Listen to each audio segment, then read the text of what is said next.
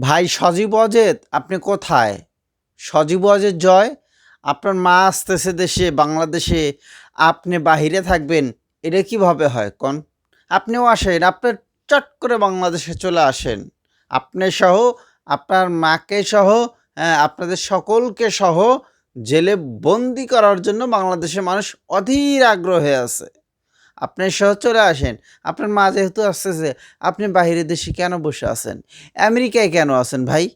সজীব ওয়াজেদ জয়, আপনি তো আপনার আম্মা আসার খবর তো অনেক আগেই দিছিলেন এবং আপনি মনে হয় কিছু খাওয়া-টাওয়ার পরেই এই বক্তব্যগুলো দিছিলেন যে, আপনার মায়ে পদত্যাগ করছে।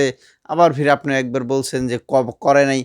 মানে মায় আর ছেলে মিলে কি শুরু করলেন আপনারা? আপনার মা তো চলে আসতেছে, আপনিও আসেন।